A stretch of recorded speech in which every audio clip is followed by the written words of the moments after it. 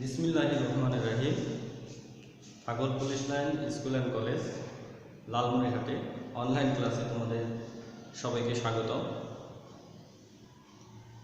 শুরুতেই আজকে আমি আমার পরিচয় দিচ্ছি। আমি মোহাম্মদ শামীমুল ইসলাম শামীম, প্রভাষক অর্থনীতি। অর্থনীতি ক্লাসেই তোমাদের সঙ্গে দেখা হবে নিয়মিতভাবে।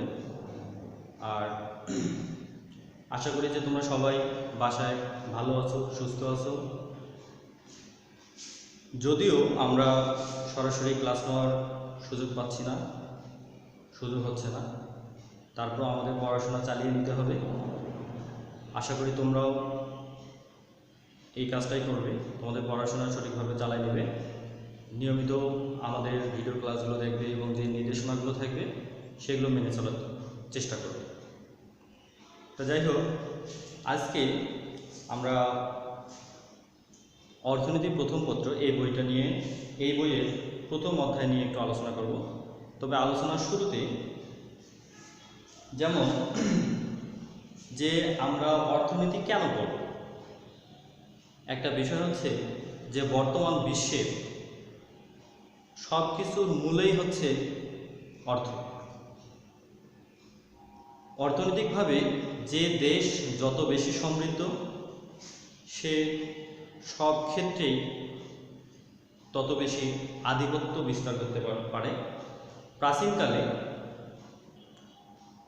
প্রাচীনকালে একটি দেশ আরেকটি দেশ দখল করত। এখন কিন্তু সেই নীতিটা পরিবর্তন হয়ে গেছে। এখন কিন্তু একটি দেশ আর একটি দেশকে আক্রমণ করে না বা জয় করে নেয় না। এখন নতুন পলিসিটা বা নতুন নীতিটা কি? এখন নতুন নীতিটা হচ্ছে একটি দেশের অর্থনীতিতে যদি প্রাধান্য বিস্তার করা যায় তাহলে সেই দেশটা আর দখল করার প্রয়োজন হয় না। যেমন দেখা যাচ্ছে আমাদের দেশে বিভিন্ন ধরনের চীনা প্রোডাক্ট পাওয়া যায়, মানে কি আমাদের বাজারটা চীনরা দখল করে নিয়েছে। তাহলে আমাদের দেশের অর্থ চীনে চলে যাচ্ছে। আর প্রাচীনকালে একটি রাষ্ট্র বা একটি দেশের রাজা বাদশাহ তারা অন্য একটা রাজ্য কেন দখল করত? অর্থনৈতিকভাবে লাভবান হওয়ার জন্য। তাহলে এখন তো সেটাই হচ্ছে, চীনকে আর আমাদের দেশটা দখল করতে হচ্ছে না, আমাদের বাজারটা দখল করে নিয়েছে, বাস এনাফ। তাহলে এই হচ্ছে বিষয়। তাহলে মানুষের এমন কোনো মানুষ নাই যে মানুষটা অর্থের সাথে সংশ্লিষ্ট নয়। তাহলে এজন্য এই অর্থনীতি পাঠটা খুবই গুরুত্বপূর্ণ, কারণ প্রতিটা মানুষেরই অর্থের সাথে সম্পর্ক রয়েছে এবং বর্তমান সময়ে যে সমস্যাগুলো, যেমন ব্যাপক বেকারত্ব, সম্পদের সঠিকভাবে ব্যবহার করা, কিভাবে মাথাপিছু আয় বৃদ্ধি করা যায়, এই যে বিভিন্ন ধরনের পরিকল্পনা, এগুলো সঠিক পরিকল্পনা প্রণয়নের জন্য অর্থনীতির জ্ঞানের প্রয়োজন। আর আমরা অর্থনীতি পাঠের মাধ্যমে সেই দক্ষতা বা সেই জ্ঞানগুলো অর্জন করতে পারি। এর মাধ্যমে বিভিন্ন ধরনের দক্ষতা অর্জনের মাধ্যমে তোমরা ব্যাংক, বিভিন্ন ধরনের এনজিও, বিভিন্ন ধরনের আন্তর্জাতিক প্রতিষ্ঠান, এগুলোতে কাজ করার সক্ষমতা অর্জন করতে পারবা। এই জন্যই আমাদের মূলত অর্থনীতি পাঠ করা খুবই দরকার। আর অর্থনীতিটা মূলত কি? আমরা যেহেতু অর্থনীতি অধ্যয়ন করব, তাহলে অর্থনীতি সম্পর্কে আগে ধারণা থাকা দরকার।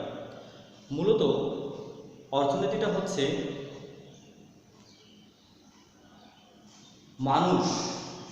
মানুষের যে সম্পদ আছে, মানুষের যতটুকুই সম্পদ আছে, এই সম্পদের সর্বোত্তম ব্যবহার, এটাই মূলত হচ্ছে অর্থনীতির মূল উদ্দেশ্য বা লক্ষ্য। আমরা আমাদের যে পরিমাণ সম্পদ আছে সেই সম্পদটা দিয়ে যেন সর্বোত্তম কল্যাণ লাভ করতে পারি, আমার সম্পদটা যেন সঠিকভাবে ব্যবহার করতে পারি। আমাদের যে সম্পদ রয়েছে সেই সম্পদটা কিন্তু আমরা বিভিন্ন কাজে ব্যবহার করতে পারি, কিন্তু সব কাজে ব্যবহার করলেই তার যে সর্বোত্তম ব্যবহার হবে, সবচেয়ে বেশি কল্যাণ পাবো, তা কিন্তু নয়। তাহলে কোন ক্ষেত্রে ব্যবহার করলে আমরা সবচেয়ে বেশি কল্যাণ পাবো, সেটাই হচ্ছে মূল বিষয়। এই অর্থনীতির সম্পর্কে বা অর্থনীতির সংজ্ঞা দিতে গিয়ে অধ্যাপক এল রবিন্স বলেছেন, অর্থনীতি হচ্ছে এমন একটি বিজ্ঞান যা মানুষের অসীম অভাব ও বিকল্প ব্যবহারযোগ্য দুষ্প্রাপ্য সম্পদের মধ্যে সম্পর্ক স্থাপনের মাধ্যমে মানবীয় আচরণকে বিশ্লেষণ করে। মানবীয় আচরণ মানে কি? একজন মানুষের সুস্থ মস্তিষ্কের মানুষের আচরণকে বিশ্লেষণ করবে, যে একজন সুস্থ মস্তিষ্কের মানুষের আচরণটা কীরকম হওয়া দরকার, এই বিষয়গুলো বিশ্লেষণ করে এই অর্থনীতি। এরপর অ্যাডাম স্মিথ অর্থনীতিকে বলেছেন যে সম্পদের বিজ্ঞান। এই সম্পদকে সঠিকভাবে ব্যবহার করার জন্য এই অর্থনীতির দরকার। তাহলে এই হচ্ছে অর্থনীতি।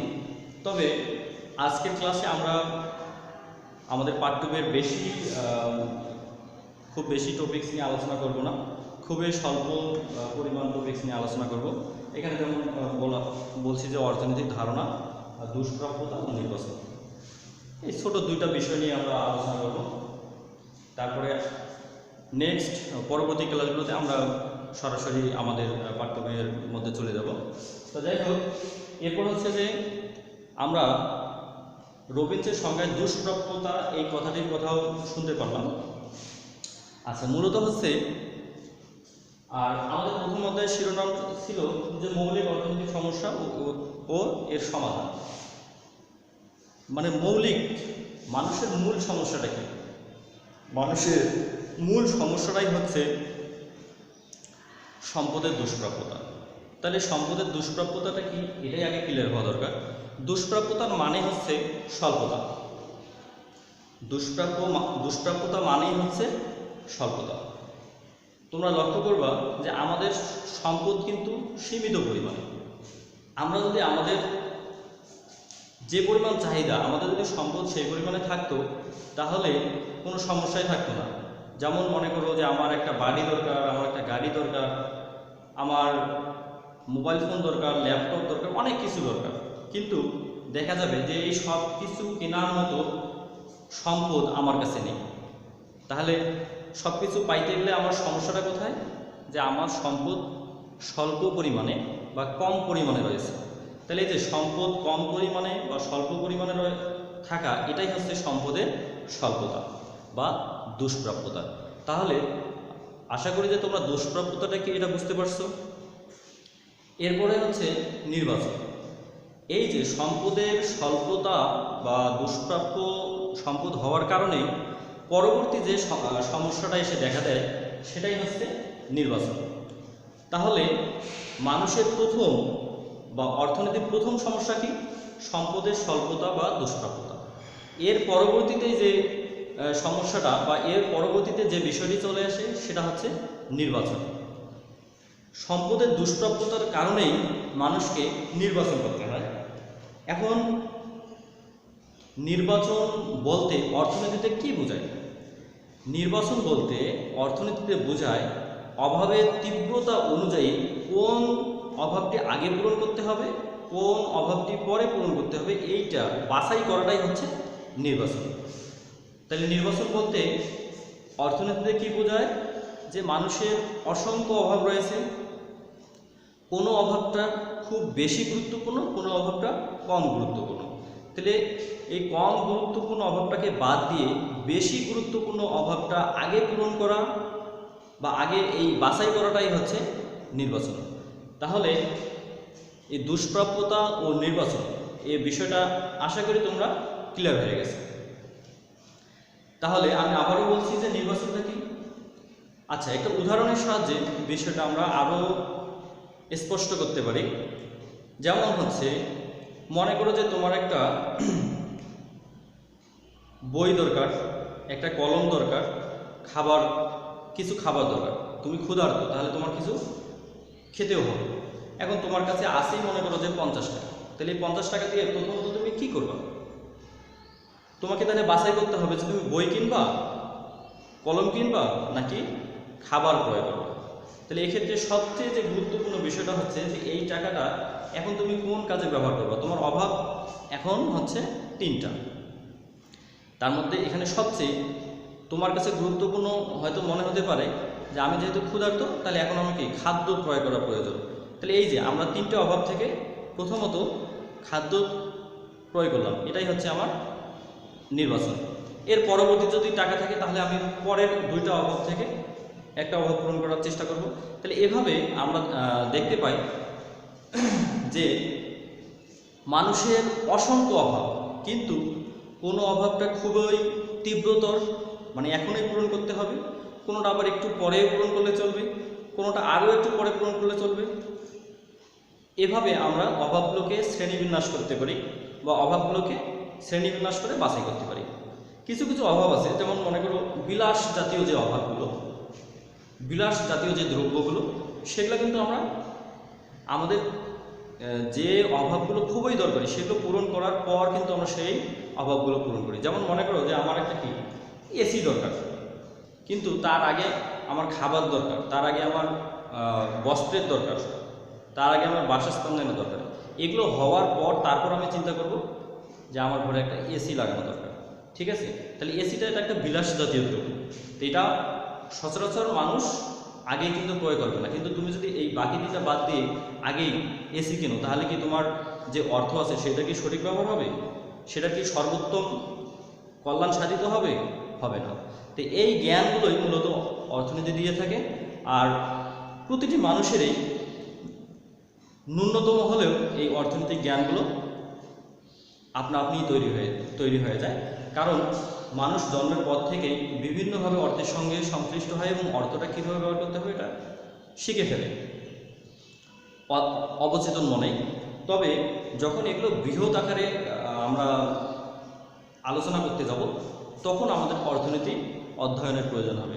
যেমন মনে করো যে গ্রামের একটা ক্ষুদ্র ব্যবসায়ী বা একটা ক্ষুদ্র দোকানদার, সে তত বেশি শিক্ষিত নয়, কিন্তু তারপরও সে জানে যে তার মূলধন কোন কোন দ্রব্যে বিনিয়োগ করলে সেখান থেকে তাদের মুনাফাটা বেশি হবে, সে কিন্তু বলতে পারে। কিন্তু যখন একটা বৃহৎ মাল্টিন্যাশনাল কোম্পানি বা পাবলিক লিমিটেড কোম্পানির কথা চিন্তা করব, যেহেতু এটা বৃহৎ আকারের, সেক্ষেত্রে আমাদের অর্থনীতির জ্ঞানের প্রয়োজন হবে। কোন দ্রব্যটা উৎপাদন করব, কোন দ্রব্য উৎপাদন করলে মুনাফা বেশি হবে, কোন দ্রব্যের বাজারের চাহিদা কীরকম, এই যে বিভিন্ন ধরনের তথ্যের ভিত্তিতে তারা পণ্যগুলো উৎপাদন করে। আর এজন্যই তখন অর্থনীতি পাঠের প্রয়োজন হয়, বা বৃহৎ পরিকল্পনার ক্ষেত্রে তখন অর্থনীতির গভীর জ্ঞানের দরকার হয়। এই অর্থনীতির পাঠের মাধ্যমে আমরা এই জ্ঞানগুলো অর্জন করতে পারি বা দক্ষতা অর্জন করতে পারি। তা যাই হোক, আজকে তোমাদের প্রথম ক্লাসে আর বেশি কিছু আলোচনা করব না। এর পরবর্তী ক্লাস থেকে আমরা পর্যায়ক্রমিকভাবে এই বিষয়গুলো আলোচনা করব। আর তোমরা ক্লাসগুলো ইউটিউব চ্যানেলে যেভাবে সার্চ দিবা, যে ফাগল অনলাইন স্কুল ক্লাস 11-12 এভাবে সার্চ দিলে তোমরা এই ক্লাসগুলো পেয়ে যাবা। তারপর আমাদের ওয়েবসাইটে গিয়ে ডিজিটাল কন্টেন্ট ওখানে গিয়েও দেখতে পারবা। তো আশা করি তোমরা সবাই ভালো থাকবে, বাসায় থাকবে, নিরাপদে থাকবে এবং তোমাদের পড়াশোনাটা সঠিকভাবে চালিয়ে নেবে। তাহলে আজকে এ পর্যন্তই। আগামী ক্লাসে আবার তোমাদের সঙ্গে দেখা হবে। আল্লাহ হাফেজ।